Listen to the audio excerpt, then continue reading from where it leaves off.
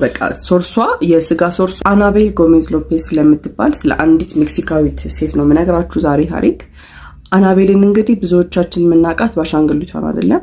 እቺ ዲመን ፖዘስድ የሆነችው አሻንጉሊት እንግዲህ እቺ ሴት ከዛች አሻንጉሊት አትተናነስም። ምናልባት እቺ አሻንጉሊት እንደ ሰው አትራመድም አትንቀሳቀስም እንጂ እቺ ሴት ግን ስሟን ይዛ በቃ ያደረገችው ነገር ለማመን የሚከብድ ነው፣ ለማሰብ ለማየት የሚከብድ ነው። እንግዲህ ታሪኩ የተፈጠረው ሜክሲኮ ውስጥ ነው።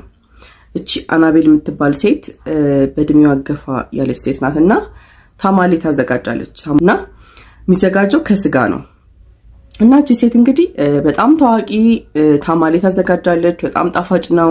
ብዙ ከስተመሮች አሏት። ብዙ ከስተመሮች ምግቧን ወደው ጣፍጠው ነው የሚበሏትና እንደነገርኳችሁ ከስጋ ነው የሚዘጋጀውና ስጋ የምታመጣበት ገንዘብ ብዙ ጊዜ ያስጨንቃት ነበር፣ እንደሷ ማለት ነው። ከስጋ ስለሚሰራ ግዴታ የስጋ ወጪ እየበዛባት ይመጣል።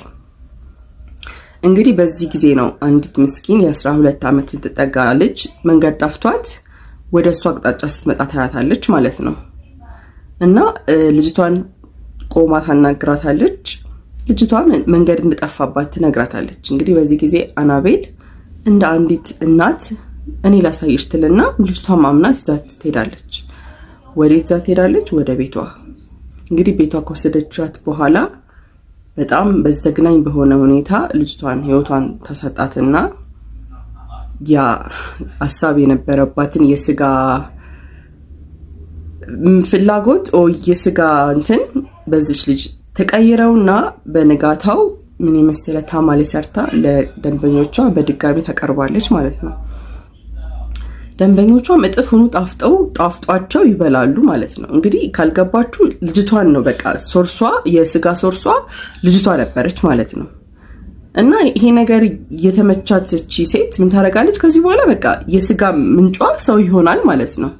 እና ብዙ ሆምለስ ሴቶችን እነዚህ ሴተኛ ዳሪ ሴቶችን በቃ ሰው የሌላቸው ቤተሰብ የሌላቸው ጠያቂ የሌላቸው ሰዎችን በዚህም በዛም አድርጋ ወደ ቤቷ እያስገባች በጣም ብዙ ሴቶች ነው ደግሞ በዛት ተጠቀመው የስጋ ምንጭ እያደረገች ለብዙ አመታት ተጠቀም ቆየች ማለት ነው።